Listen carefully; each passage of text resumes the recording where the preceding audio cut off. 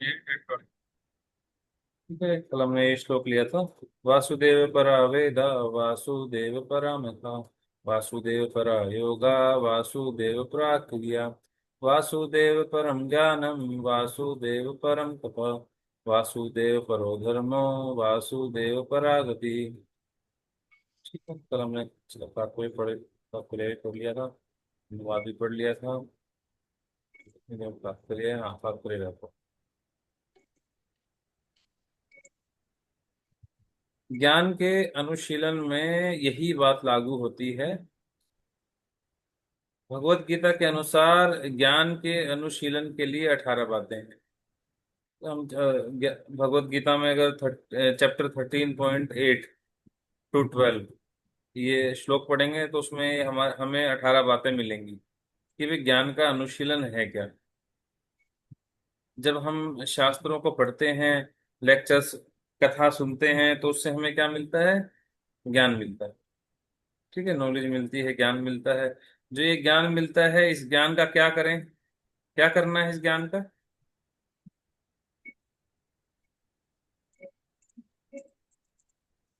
हरे कृष्ण प्रभु जी। प्रसार करना है ज्ञान का। क्या करना गुरु जी? प्रचार। हाँ, प्रचार करना है, बिल्कुल करना है, प्रचार भी करना है।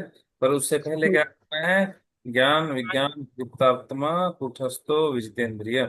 ज्ञान को विज्ञान में तब्दील करना है।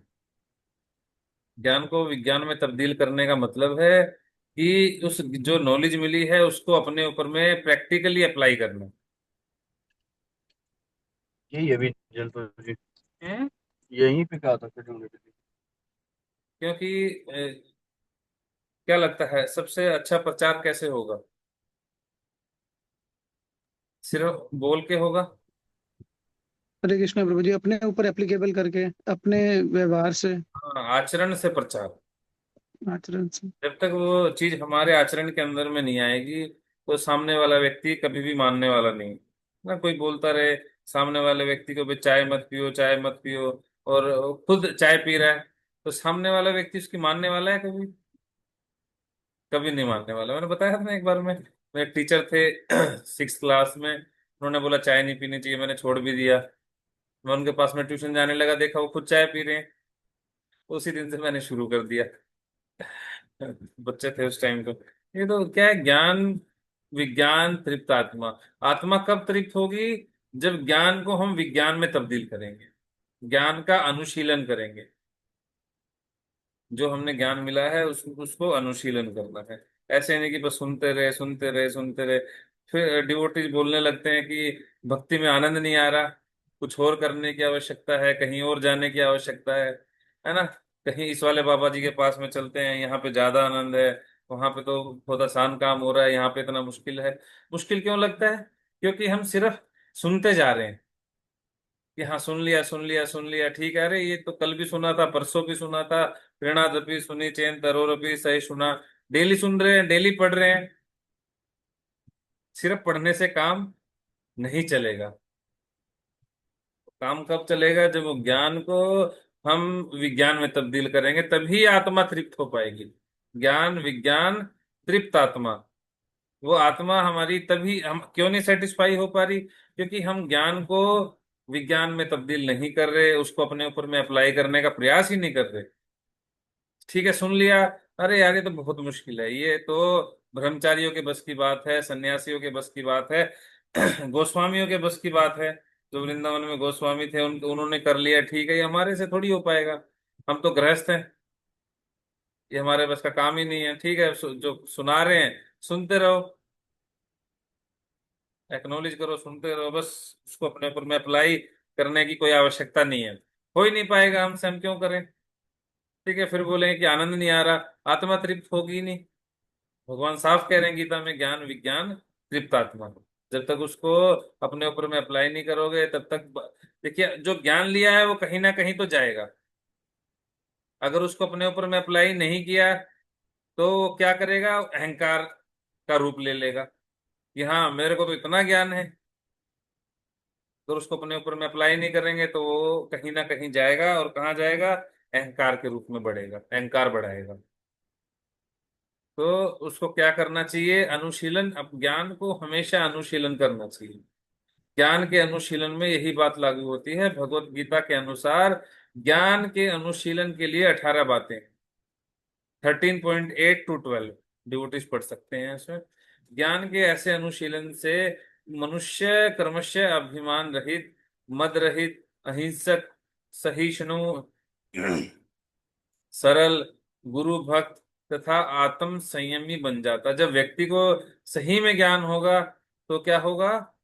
वो अभिमान रहित, उस अपने अभिमान से रहित हो जाएगा, मद रहित, अहिंसक हो जाएगा, सहनशील व्यक्ति बन जाएगा, सरल हो जाएगा, गुरु भक्त और आत्म संयमी, वो अपने ऊपर में संयम करना सीख जाएगा। ज्ञान के अनुशीलन से वह घर बार से अनासक्त हो जाता है। अगर किसी व्यक्ति को सही में ज्ञान मिल जाएगा, सही में अपने ऊपर ज्ञान को वो अनुशीलन में लेके आएगा, तो क्या होगा? वो घर बार से अनासक्त हो जाएगा। अनासक्त होने का मतलब अपनी ड्यूटी से भागना नहीं है। आसक्ति में और आसक्ति होने में और प्रेम होने में, दोनों में बहुत बड़ा डिफरेंस है। अनासक्त होने में ये कहीं नहीं कहा जा रहा कि प्रेम अपने जो फैमिली मेंबर्स हैं, अपने घर बार है, उससे दूर भाग जाना है, अपनी ड्यूटीज को बीच में छोड़ के भाग जाना है, नहीं। अनासक्त होने का मतलब है अपनी ड्यूटीज को फुलफिल करना, उस आसक्त हुए बिना। ठीक है ना? युक्त वैराग्य जो भी है वो भगवान कृष्ण का है। ये सब कुछ मानते हुए अपनी ड्यूटीज को फुलफिल करते हुए आगे बढ़ना, और जो है वो भगवान का है और भगवान की सेवा में लगना चाहिए। युक्त वैराग्य। और जन्म मृत्यु जरा तथा व्याधि के कष्टों से अवगत हो जाता है। जिस व्यक्ति को ज्ञान हो जाएगा वो समझ जाएगा कि जन्म मृत्यु जरा व्याधि, बीमारियां, रोग और बुढ़ापा, मृत्यु, जन्म की कितना कष्ट देते हैं ये। तो वो व्यक्ति क्या करता है? इन सभी चीजों से अनासक्त हो जाता है। ज्ञान का सारा अनुशीलन भगवान वासुदेव की भक्ति में सेवा में जाकर समाप्त होता है ना? लोग कितना सारा ज्ञान इकट्ठा करते रहते हैं, मटेरियल नॉलेज इकट्ठा करते रहते हैं। अभी ये वाली बुक्स पढ़ ली, पीएचडी कर लिया, ये कर लिया, वो कर लिया। और अगर वो व्यक्ति भक्ति नहीं कर रहा, अगर ऐसा व्यक्ति कि उसने अलग अलग जगह से ज्ञान तो इकट्ठा कर लिया, पर अगर वो भक्ति नहीं कर रहा, भगवान श्री कृष्ण या वासुदेव को जानने का प्रयास नहीं कर रहा, उनकी भक्ति में सेवा में नहीं लग रहा, तो ये सब क्या है? श्रम एव ही केवलम। ये व्यर्थ का निरा श्रम ही है और कुछ नहीं। ना अभी पीछे में श्लोक आया था कि अगर कोई व्यक्ति अपनी वृत्तिपरक कार्यों को भगवान को समर्पित नहीं करता, भगवान को सेंटर में रख के कार्य नहीं करता, तो ये क्या है? श्रम एव ही केवलम। तो ये श्रम एव ही केवलम है, वो कितना ही ज्ञान इकट्ठा कर ले, ये क्या होगा?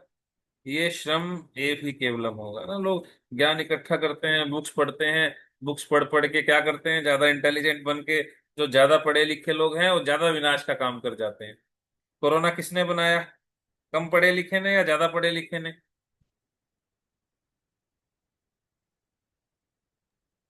ज्यादा पढ़े लिखे नहीं। ज्यादा पढ़े लिखे हैं प्रभु जी। ज्यादा पढ़े लिखे ने साइंटिस्टों ज्यादा ने बना ज्ञान दिया। इकट्ठा कर लिया और कोरोना बना दिया।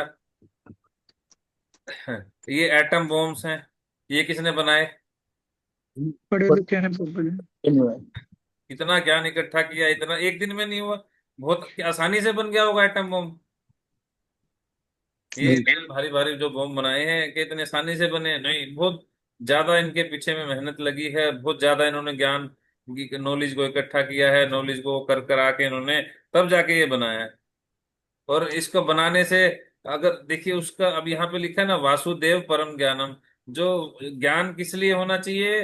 भगवान श्री कृष्ण को जानने के लिए होना चाहिए, वासुदेव को जानने के लिए होना चाहिए। पर कोई व्यक्ति ऐसा ज्ञान का उसने मिसयूज किया, ज्ञान कहीं और लगाया, तो क्या हुआ? देखिए कोरोना में कितने सारे लोग मरे। एटम बॉम्ब्स हैं, कितना ज्यादा भयंकर विनाश होता है इससे। ठीक है। ज्ञान का सारा अनुशीलन भगवान वासुदेव की भक्ति में सेवा में जाकर समाप्त होता है। अतः वासुदेव ही ज्ञान की समस्त शाखाओं के अनुशीलन के चरम लक्ष्य हैं। ज्ञान का जो अनुशीलन वासुदेव के मिलन के दिव्य स्तर तक ऊपर उठा सके, वही वास्तविक ज्ञान है। रियल, असली में वास्तविक वास्तविक ज्ञान वही है जो वासुदेव, जो भगवान श्री कृष्ण से व्यक्ति को मिला सके। भक्ति विनोद ठाकुर बोलते थे, जड़ विद्या मायार वैभव, जड़ विद्या मायार वैभव, जीवेर बनाए गधा। जो ये जड़ विद्या मतलब जो हमारी मटेरियल नॉलेज है, जितना भी ये भौतिक ज्ञान है, ये क्या करता है? ये जड़ जड़ विद्या है। जड़ विद्या मतलब, जड़ विद्या जड़ विद्या मतलब, जड़ विद्या इंग्लिश में हिंदी में क्या कहेंगे मुझे ध्यान नहीं आ रहा। जड़ विद्या मतलब ये एक तरह से कोई काम की नहीं है। हरे कृष्णा प्रभु जी, प्राण रहित जड़ मतलब जड़ वस्तु होती है ना, प्राण रहित हाँ, जिसमें मतलब नॉन लिविंग है ना, नॉन लिविंग काइंड ऑफ। आत्मा के बारे में तो कुछ बताता ही नहीं, सारा शरीर के लिए ही चीजें बताया जा रहा है। थैंक यू अरुण गुरु जी। है ना, जड़ विद्या। ठीक है, तो ये कोई निरा कोई ज्यादा बड़ी बात नहीं है। अगर कोई शरीर के विषय में ही ज्ञान इकट्ठा करता जा रहा है, इकट्ठा करता जा रहा है। एक बार श्रील प्रभुपाद जी को बुलाया गया था एक यूनिवर्सिटी के अंदर में, तो वो बता रहे थे कि हमने ये खोज कर लिया है, अभी हमने ये खोज कर लिया है, एक शरीर के विषय में, शरीर के बारे में हमने यहाँ तक जान लिया है। शरीर की कोई बीमारी थी, शरीर के इस हिस्से के बारे में हमने जान लिया है, क्योंकि काफी टाइम पुरानी बात है ना, 60 60 साल के आसपास में पुरानी बात है। तो शिल प्रभुपाद बोलते ठीक है बताइए, तो आप मुझे बताइए, ये पता करके बताइए कि कौन सी ऐसी चीज शरीर के अंदर में है जो निकलने पे व्यक्ति मर जाता है। कौन सा ऐसा पार्ट निकला? दांत भी हैं, आंख भी है, नाक भी है, हाथ भी है, पैर भी है। क्या ऐसा निकल गया आज की जो व्यक्ति मर गया? तो सारे के सारे चुप हुए एकदम से। कहते ठीक है ढूंढो। ढूंढते रहे कि क्या मिलने वाला, उनको मिलने वाला ही नहीं, ढूंढते रहो। है ना, ये ज्ञान होना चाहिए एक्यूरेट। ठीक है, साइंस चलता है ट्रायल एंड एरर मेथड पे। ये चलता है कि हाँ ट्रायल किया, ठीक निकल आया, काम अब कर दिया। अब कल को कुछ और ठीक निकला तो बोलेंगे कल हम गलत थे, आज हम ठीक है। है ना, हमारे शास्त्रों में बताया है देर आर 27 डायमेंशंस। यहाँ पे 27 आयाम है। सुना ना, 2D 3D 7D। है ना, साइंस पहले मानता था कि यहाँ पे सिर्फ 2D है, तो उसके बाद में आया 3D, उसके बाद में आया ये कहने 4D। अब ये 11D तक पहुंच चुके हैं साइंस। साइंस कहती है कि जब मैं 2D कह रहा था तब मैं गलत था, आज मैं 3D कह रहा हूँ, आज मैं ठीक हूँ। ठीक है, जब मैं 3D कह रहा था आज मैं 11D कह रहा हूँ, तो आज मैं ठीक हूँ, कल मैं गलत था। पर जो नॉलेज है, जो ज्ञान है, वो ज्ञान परफेक्ट होना चाहिए, कि जिसमें कहीं भी कोई कमी ना हो। ऐसा ही जो ज्ञान का अनुशीलन, वासुदेव के मिलन के दिव्य स्तर, ऐसा ज्ञान का ही अनुशीलन, ऐसे ज्ञान को हमें आत्मसात करना चाहिए। और वही वास्तविक ज्ञान है, असली ज्ञान भी वही है जो वासुदेव, जो भगवान श्री कृष्ण से व्यक्ति को मिला दे, जन्म मृत्यु जरा व्याधि इन चक्रों को रोक सके। ठीक है, और ये जो जड़ विद्या है, ये क्या करती है? जीवेर बनाए गधा। भक्ति विनोद ठाकुर बोलते थे ये जीव को, मनुष्य को गधा बना देती है ना, क्योंकि ये जो हमारी मटेरियल नॉलेज है, मटेरियल स्टडीज है, ये क्या सिखाती हैं? गधे की तरह काम करना, कि सुबह उठो और रात तक लगे ही रहो, बस लगे रहो, लगे रहो, लगे रहो, लगे रहो। जो पैसा कमाया है फिर उसको सेंस ग्रेटिफिकेशन के अंदर में लगाओ। Work hard, party harder. सुना है स्लोगन? वर्क हार्ड, काम बहुत मेहनत से करो, और उस और पार्टी उससे भी ज्यादा मेहनत से करो। Work work hard, party hard. हाँ जी प्रभु जी, सुना है। कि ठीक है, पहले तो इतनी मेहनत करो, इतनी मेहनत करो, पैसा कमाओ, खूब पैसा कमाओ, और फिर क्या करो? उससे भी ज्यादा मेहनत से पैसा उड़ाओ। Never ending cycle. इतनी ज्यादा इंद्रिय तृप्ति करो, इतनी ज्यादा इंद्रिय तृप्ति करो, सारा पैसा खत्म कर दो, खुद को भी खत्म कर लो, पैसा भी खत्म कर लो। फिर क्या करो? फिर पैसा कमाओ, फिर उड़ाओ, फिर पैसा कमाओ, फिर उड़ाओ। क्या मनुष्य जीवन इस चीज के लिए मिला है? वर्क हार्ड, पार्टी हार्डर के लिए मिला है। भगवत गीता में भौतिक ज्ञान की विविध शाखाओं को अज्ञान की संज्ञा देकर तिरस्कृत किया गया है। ठीक है, भगवत गीता में बिल्कुल क्लियर बोलती है जो ये भौतिक ज्ञान है, ये क्या है? अज्ञान है। ये रियलिटी में ज्ञान नहीं है, ये अज्ञान है। कहाँ पे हमें पढ़ाया गया सुख के बारे में, दुख के बारे में, आत्मा के बारे में? क्या ये चीजें नहीं है? सुख दुख, इंटेलिजेंस, ये दिखती हैं ये चीजें। साइंस आत्मा के विषय में नहीं मानता कि नहीं दिखती, पर क्या ये चीजें दिखती हैं? सुख, एक सुख है, दुख है, काफी सारी चीजें हैं ऐसी जो नहीं दिखती। बिजली नहीं दिखती पर उसकी प्रेजेंस फील होती है। ऐसे ही आत्मा नहीं दिखती पर उसकी प्रेजेंस चेतना से फील होती है। और ये क्या है? सारा का सारा अज्ञान है। भौतिक ज्ञान का अंतिम लक्ष्य इंद्रियों को तृप्त करना है ना। वर्क हार्ड पार्टी हार्डर, कि ज्यादा पैसा कमाओ, ज्यादा एंजॉय करो, उससे भी ज्यादा एंजॉय करो, है ना। अंतिम लक्ष्य क्या है? इंद्रियों की तृप्ति, जिसका अर्थ हुआ भौतिक जीवन को दीर्घ बनाना और इस प्रकार तीनों तापों का जारी रखना, है ना। ऐसा जो कि कष्ट मिलता ही रहे। अगर व्यक्ति इंद्रिय तृप्ति में लगा ही रहेगा, तो इंद्रिय तृप्ति में लगा रहने के कारण क्या होगा? उसका जो भौतिक जीवन है वो लंबा होगा और तीनों तापों का जारी रहेगा। तो उसका जन्म मृत्यु जरा व्याधि चलता ही रहेगा। हम यहाँ आए किस लिए हैं, फंसे किस लिए हैं? सेंस ग्रेटिफिकेशन के चक्कर में, है ना, एंजॉय करने के चक्कर में, कि हमें भगवान से हटके एंजॉय करना है, इसी चक्कर में हम उलझे हुए हैं। और अगर कोई व्यक्ति इस चक्कर में पड़ता है कि वर्क हार्ड पार्टी हार्डर, इस ज्ञान के बेस पे अगर चलता है, भौतिक ज्ञान के बेस पे चलेगा, तो क्या रहेगा? तो वो उसका चक्कर खत्म होने वाला नहीं है, वो लगा ही रहेगा। अतः इस भौतिक जगत में कष्ट में जीवन की दीर्घ बनाना ही अज्ञान है, यही अज्ञान है। अगर कोई अपने जीवन को दीर्घ लंबा बनाना चाहता है तो ये क्या है? अज्ञान है। किंतु यदि यही भौतिक ज्ञान आध्यात्मिक ज्ञान की दिशा में अग्रसर होता है, तो वह कष्ट में भौतिक अस्तित्व का अंत करने में सहायक हो जाता है और वासुदेव धरातल पर आध्यात्मिक जीवन का शुभारंभ होता है। अगर कोई इसी भौतिक ज्ञान को यूज करके आध्यात्मिक दिशा में अग्रसर होता है, तो वह कष्ट में भौतिक अस्तित्व का अंत करने में सहायक होता है ना। अब श्रील प्रभुपाद जी थे, हमारे पास में रूप गोस्वामी की कोई ऑडियो रिकॉर्डिंग है? चैतन्य महाप्रभु की कोई लेक्चर की ऑडियो रिकॉर्डिंग, कोई वीडियो रिकॉर्डिंग? रूप गोस्वामी की नहीं है। श्रील प्रभुपाद जी की है। हाँ जी प्रभु जी। श्रील प्रभुपाद जी की कितने सारे न जाने ऑडियो वीडियो रिकॉर्डिंग्स हैं। तो क्या पता कितने हजारों सालों तक ये बेनिफिट करेंगे ह्यूमन ह्यूमन सोसाइटी को, मनुष्य मनुष्य जीवन में। ये क्या क्या किया?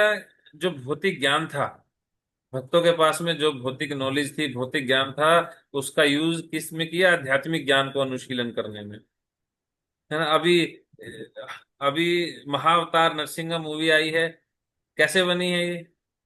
भौतिक ज्ञान को यूज करके ही तो बनी है ना। कैसे कंप्यूटर, ये वीएफएक्स जो वीएक्स जो भी है, ये कंप्यूटर सिस्टम है, ये एनिमेशन है, कैसे काम करता है, इसको कैसे इतना ब्यूटीफुली यूज किया है आध्यात्मिक दिशा में।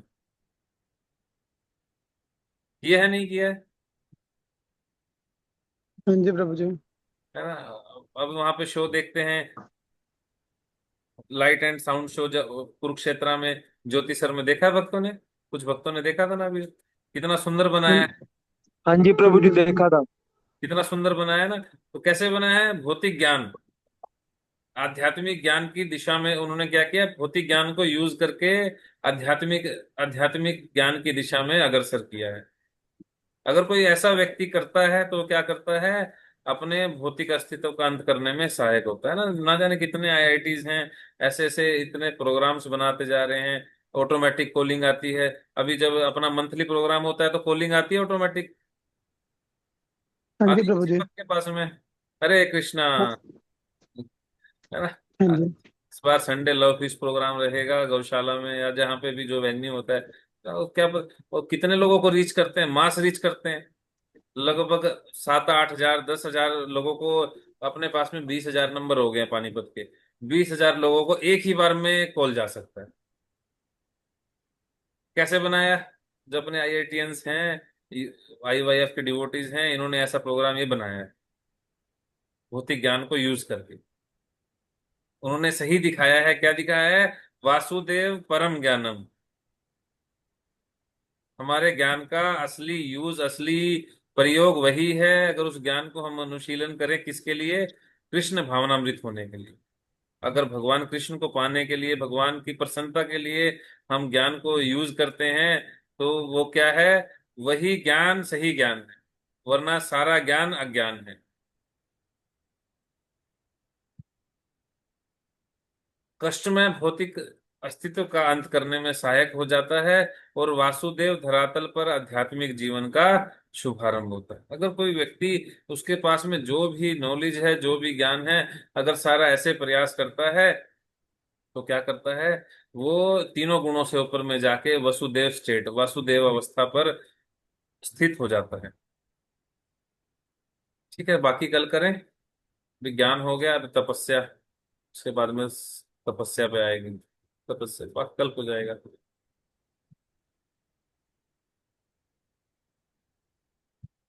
कल कर लें, बाकी समय हो गया। जी प्रभु जी। हरे कृष्ण। हरे कृष्ण। किसी भक्त का हरे क्वेश्चन? कृष्णा दंडवत प्रणाम। धन्यवाद। किसी भक्त का हरे क्वेश्चन? कृष्णा दंडवत प्रणाम प्रभु। ठीक है, समझ में आया, समझ में आ रहा है। हाँ जी। काफी इंपॉर्टेंट श्लोक है ये, याद भी कर सकते हैं, आसानी से याद भी हो जाएगा। ठीक है। हरे कृष्ण, धन्यवाद। हरे कृष्ण। हरे कृष्णा दंडवत